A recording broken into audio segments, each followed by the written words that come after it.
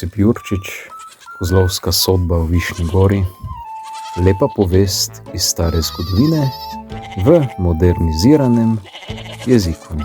O Višnji gori vem povedati marsikatero zgodbo. Recimo tisto o nekem slovečem polžu ali pa kakšno drugo, ampak s tem se ne bom važil. Ali pa tisto zgodbo o znani češnji, ki baje v Višnji gori raste in rodi že kar nekaj let, ampak Višnjegorci ne vejo, ali so temne ali bele češnje, zato ker jih otroci vedno zelene pojejo. Tudi o tem ne bom govoril. Za zdaj naj pohvalim samo višnjegorsko sodniško bistroumnost in hočem povedati, da je tekla v starem času sloveča sodniška pravda glede kozla, ki je bil v lasti Lukeža Drnulje, in primera nepopasenega vrta Andraža Slamoresca. Lukež Drnulja, ki je bil višnjegorski meščan, ni nikoli pil svojega mleka, kar pomeni, da ni bil pastir. Ravno tako ni glasoval za nemške kandidate na volitvah, zaradi tega, ker jih še ni bilo, pa je kljub temu imel svojo lastno hišo sredi mesta. Ni bila velika, bila je pa gostoljubna, vrata v vežo so bila noč in dan na stežaj odprta, in če je slučajno mimo stekel kakšen kužek in mu je kaj padlo na pamet, je lahko stopil v to vežo, privzdignil nogo in odtočil malo tekočine. Tudi meščani so, še posebej takrat, ko je bil sejem, hodili v Drnuljevo vežo govoriti o svojih občutjih in mnenjih. Naš Lukež, ki je bil pa star, suh in kljukonos mož, se ni nič kaj zmenil ne za navade psov, ne za navade ljudi. Nekateri trdijo, da je bil tako pobožen in potrpežljiv, drugi pa menijo, da je bil mogoče samo toliko ponosen in domišljav, da se ni menil za to, kaj delajo tako imenovani kmečki cepci okrog njega. Dosti več kot njegov gospodar Lukež Drnulja je pa razumel njegov kozel Lisec, ki je bil zaradi tega, ker ni imel kakšnega hleva v veži privezan, in on je boljše razumel te goste. In kadarkoli se je kakšen pes oglasil v veži, je Lisec neusmiljeno trgal svojo vrvico, na kateri je bil privezan, nastavljal roge in se pripravljal, da bo napadel. Iz tega se je dostikrat razvilo, da se je okrog njega zbralo več psov in brez pretrganja lajalo.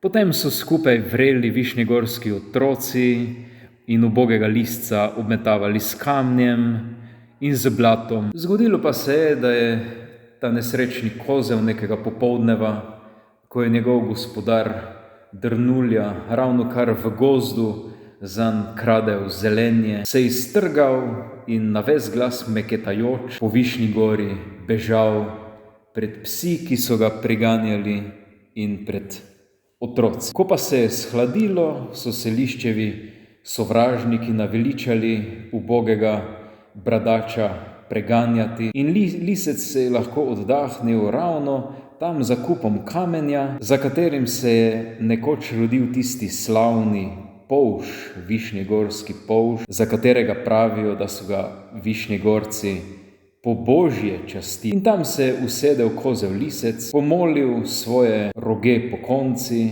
majal z brado, prežvekoval travo in razmišljal, kam bi šel. Nenadoma je pozabil vse svoje nadloge in stiske in obšel ga je sladek čut svobode. In takrat je pod seboj zagledal zeleni vrt mestnega svetnika Andraža Slamoresca. Pozabil je vse svoje stiske in nadloge in nek sladek občutek svobode ga je obšel, ko je pod seboj zagledal zeleni vrt mestnega svetnika Andraža Slamoresca. Nekaj časa sem moral neutrudno preiskovati, da sem lahko zvedel, kdo in kakšen je bil ta Andraž Slamorezec. Vedel sem že prej, da je bil mestni svetnik, stari dokumenti pa še trdijo, da je bil človek na kratkih nogah, ki mu je trebuh visel čez pas, da je rad jedel špeh in čebulo in, kar je mogoče še imenitnejše od tega, da je bil strupen sovražnik nočnega čuvaja,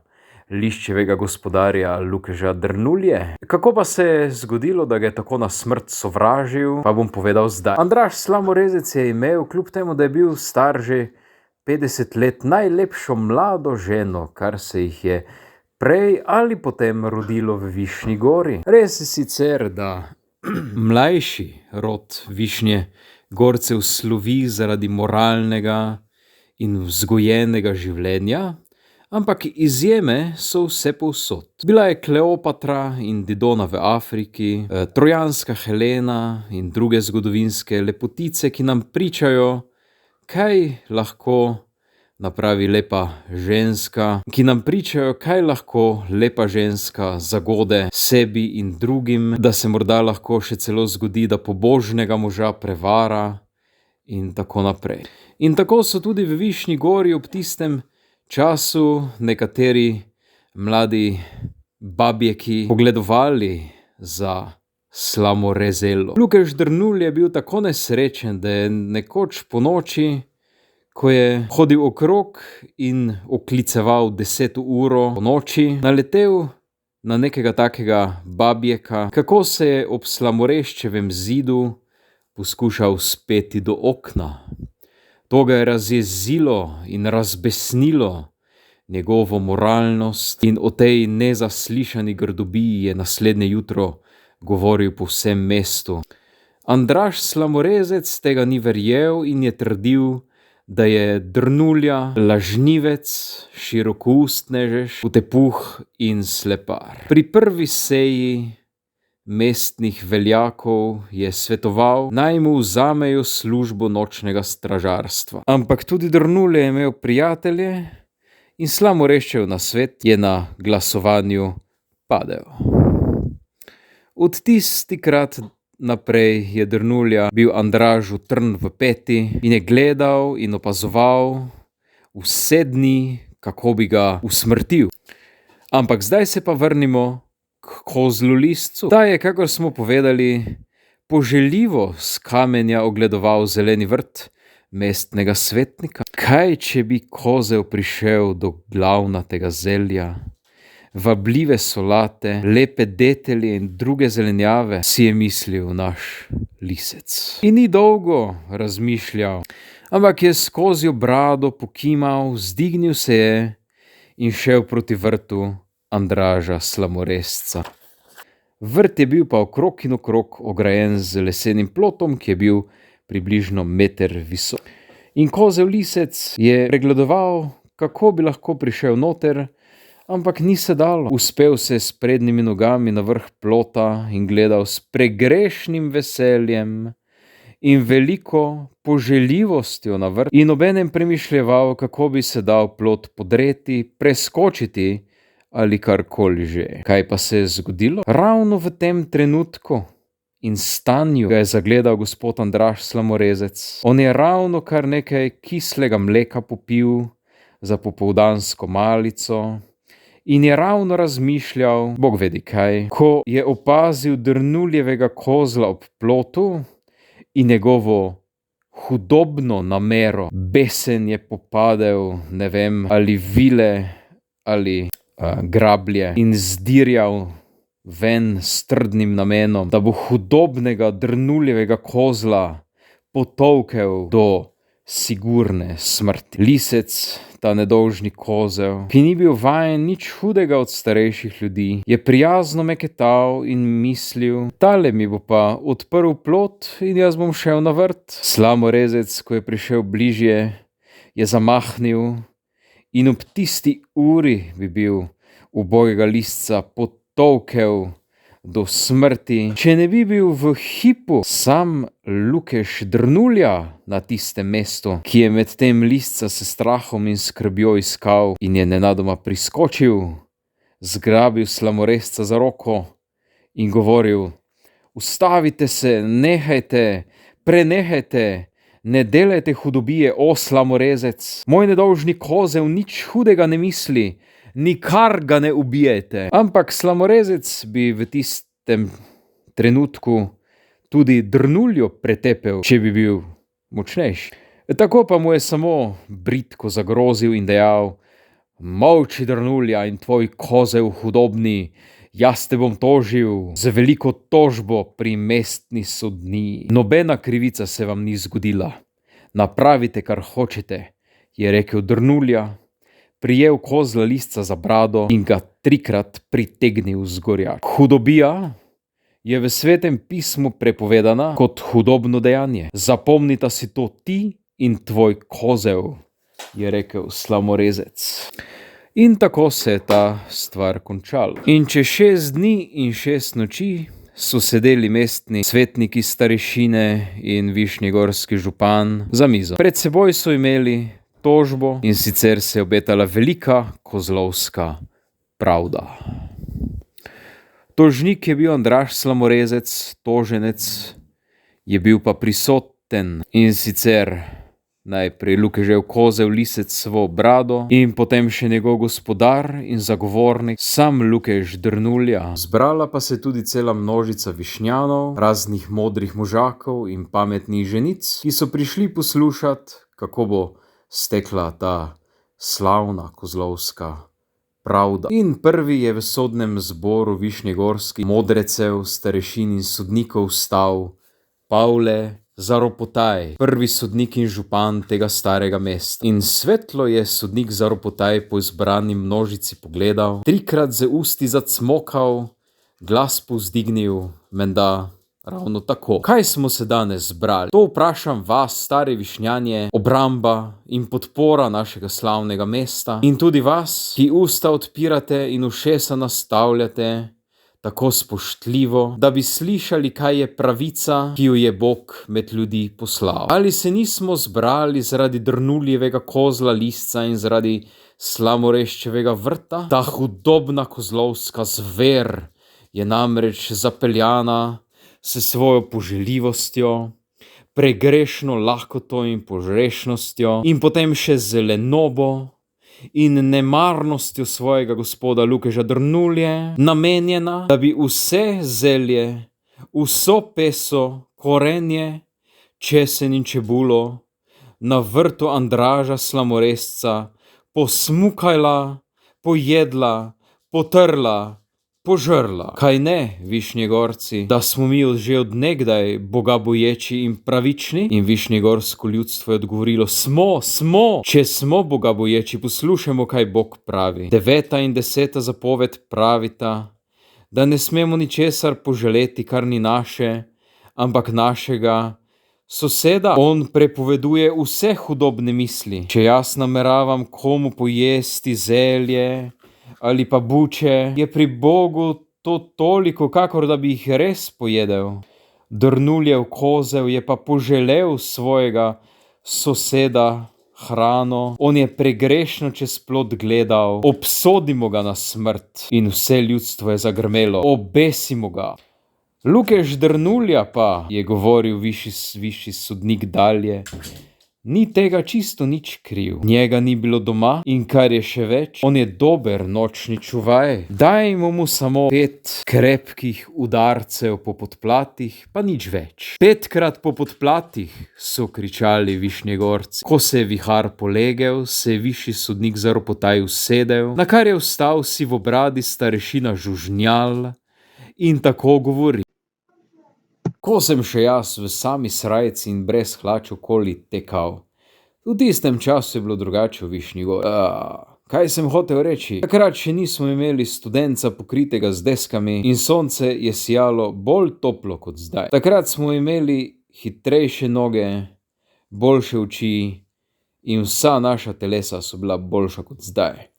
Pa kaj sem hotel reči, ja, Lukeš Drnulja ni nič boljši kot njegov kozel. Ubijmo ga, umorimo ga. Bo vsaj naslednjič vedel, kako svojega kozla doma dobro privezati, da ne bo mogel poskušati, da bi delal škodo. Andraž Slamorezec je od veselja poskočil in zavriskal, ko je zaslišal te modre besede starega starešine Žužnjala. Ampak gospodar Gobežal, drugi starešina, Žužnjalo sovražnik, je 3-krat zmajal z glavo, 4. pa je jezno vstal in pravil: kakšne so te besede, ki sem jih zdaj slišal, to niso prave besede.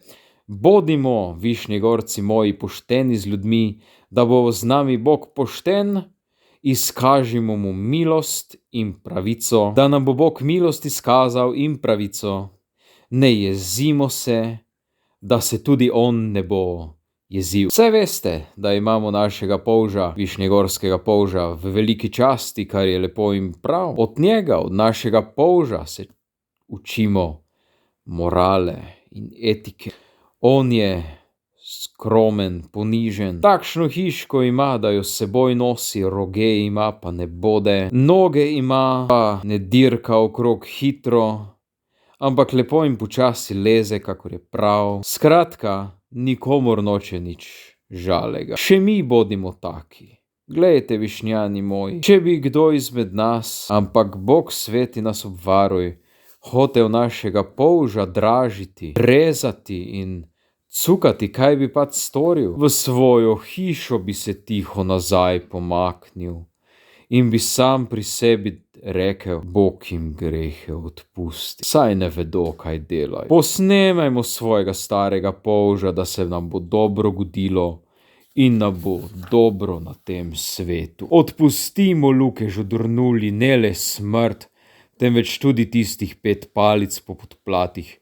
Kozlu Liscu tudi odpustimo, on je neumen, ne ve, kaj je prav in kaj je greh. In če to stojimo, Višnjegorci, bo danes in vedno vnaprej Bog vesel, da je ustvaril Višnjo gor. Vse Višnjegorke s svojimi otroki so se spustile v glasen jok, ko so slišale ta govor o polževi. Vse Višnjegorke so se svojimi otroci spustile v jok, ko so slišale ta govor o polževih moralnih in etičnih lastnostih. Kakor bi mignil, je bilo nenadoma veliko število pomembnih možakarjev za Gobežla in za to, da bi Drnuljevega Lisca pomilostili. In s strahom je tožnik Slamorezec videl to spremembo načina razmišljanja mestnih sodnikov in je tekal okrog, da bi vsaj spet polovico sodnikov spravil nazaj na svojo stran. In res je zdaj vstal že v drugo starešina Žužnjal in v dolgem govoru glasoval za Kozlovo in Drnuljevo smrt. Pa je tako izvrstno, da so se v tistem hipu Višnjegorci razpolovili na 2 stranki, eno za milost in druga manjša za Kozlovo smrt. Govorili so še dosti sodniki in meščani: Jurček Griža, Bošte Krevs, Peter Štrama, Marko Črma, Miha Kisovar, Jožman Kravopasec in še več znamenitih slovečih možakov. Eni so držali z Gobežlom, drugi z Žužnjalom. Niso se mogli zediniti, zmešnjava je bila velika, postali so jezni in stiskali pesti. Višji sodnik in župan Zaropotaj je prestopil na Gobežlovo stran, ki je bila večinska, se je bal, da naslednje leto ne bi bil spet izvoljen za župana. Imel je veliko preglavic in težav, da je kot predsedujoči ohranil primeren red. In ker je videl, da se zlasti zaradi tega pričkajo in prepirajo, namreč okrog vprašanja, ali ima kozel Lisec razum in pamet ali ne, si je zmislil v svoji modri glavi in pravil: možje, stojte, poslušajte. Kaj bi bilo, če bi mi kozla Lisca poslali in bi ga preiskali in pretipali in ugotovili, ali ima pamet ali je nima? S tem predlogom sta bili obe stranki zadovoljni in Lukeš Drnulja je z meščani Kašo Piharjem, Lasačem in Črmažem dirjal domov, da bi kozla pred visoko in častito sodnijo pripeljali. Medtem so si višnjanski možje malo oddahnili in obrisali znoj z vročega čela, ampak so željno pričakovali, kaj se bo ugotovilo, ali je kozel pameten ali ne. Drnulja je pa s solznim očesom doma listca odvezal in ga vlekel za seboj. Opominjal je Čermaža, da naj ga priganja na lep način, ne s palico. Listcu pa je žalosten pravil: če bi se dalo, da bi midva, jaz in ti, mogla zdaj zamenjati kožo in bi jaz postal ti in ti jaz. Zakaj, če se ne boš dobro obnašal, te bodo obesili in tudi meni ne bo dobro. Da bi vsaj toliko ti danes bil pameten, da bi se vsaj toliko neumnega delal, kakor si bil neumen, ko si šel čez plot slamoreščevo zelje gleda in si storil meni in sebi nekaj slabega. Pravijo, da kozel ni ničesar odgovoril na to vprašanje svojemu žalostnemu gospodarju Lukežu Drnulji. Ko je prišel pred sodni zbor, se je kozel le malo zmenil za vse sodnike in starešine. Meni nič, tebi nič, se je pa ulegel in se za zadnjo nogo prav dobro za vratom popraskal. Kozel je neumen, ne ve, kaj bi storil, ničesar se ne boji, je sklepal iz tega gobeže. Ni neumen, vpijejo nasprotniki, in glejte čudo, kozel lisec je sam odmajal z glavo. Ali ste videli? Kričijo nasprotniki. Muho je odganjal, je vpil Drnulja in jezen, da se je lisec tako slabo obnašal, zamahnil z batino nad njim. Kozel se je ustrašil, iztrgal se iz njegovih rok, kakor da bi imel nad seboj 9 prekletstev, zdirjal po trgu in naravnost domov. To je slaba. Ne. Vidi se, da ima slabo vest, so pravili žužnjal in njegovi privrženci, in ogorje. Drnulja je videl, da se je spet zmanjšalo število njegovih zaveznikov. Pristopil je k starešini Gobežlu in mu naskrivaj rekel: ljubi oče Gobež, 3 mlade kokoši vam do prve nedelje prinesem. Le rešite me iz teh težav in stisk. Ampak ni bilo treba jarih kokoši, to pomeni mladih kokoši, kajti v tistem hipu je prišel večji berač in modrec višnjegorski, Flere krivostegno. Ta je mnogo sveta obhodil in imel od Boga po višnjanskem prepričanju poseben dar modrosti in je znal coprati, da so zdravi oboleli in bolni umirali. Flere krivostegno naj sodi za vso Višnjo goro, si je zmislila neka ženska, in naenkrat je Flere že sedel na Zaropotajevem stolu, vzdignil svojo berglo ob sebi in začel poizvedovati, kaj in kako se je zgodilo. Obe stranki sta ga bili veseli, ker je tako hitro spet prišlo strinjanje v ljubo višnjegorsko mesto. Celo Lukež Drnulja se je obzaveselil, ker je z drugimi meščani vred stavil na pravičnost in posebne božje talente tega klošarja Flereta krivostegno. Dolgo je naslanjal modrec Flere kosmato brado na berglo in razmišljal. Višnjanje, tukaj je težko soditi, pravi Flere krivostegno, zakaj greh je bil storjen, ampak po drugi strani ni bil storjen. Če bi kozel zelje požrl, natepli bi ga lahko s palicami, da bi bil kaj čutil.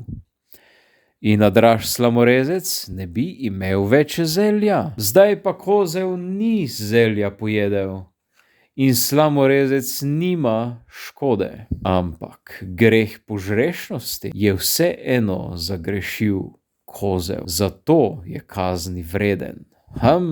To bo težko soditi. In spet je naslonil kosmato brado in razmišljal. In glejte, proti poldnevu je že bilo, ko je vstal modrec krivostegno, počasi dal 3 prste na čelo in pogledal veselo in svetlo po višnjegorski bandi. Božji duh ga je razsvetlil, poslušajmo, so zašepetali stari in mladi. Krivostegno pa je spregovoril in tako razsodil. Ker se kozel ni z zeljem mastil, pa bi se rad mastil, ker je čez plot gledal, pa ni mogel čez plot, zato naj bo tepen po svoji senci z 9 udarci. Njegov gospodar Drnulja pa bo ta tepeš gledal z zavezanimi očmi, ker je kozla slabo privezal. In za kazen, ker mu je kozel lisec ušel, bomo pol ure s palico zamahovali nad njim. To je višnjegorski Salomon, je zavpila cela višnjegorska banda. In ko je sonce 4. vzšlo nad Višnjo goro, to pomeni čez 4 dni, so gnali kozla lisca in Lukeža Drnuljo ven iz mesta na hrib Peščenjak, in tam, kjer so na hribu stale slavne višnjanske vislice, tam je bil kozel lisec v pričo cele Višnje gore, tepen po svoji senci, in Drnulja je moral ta tepeš z zavezanimi očmi gledati, in medtem so nad njim zamahovali s palicami.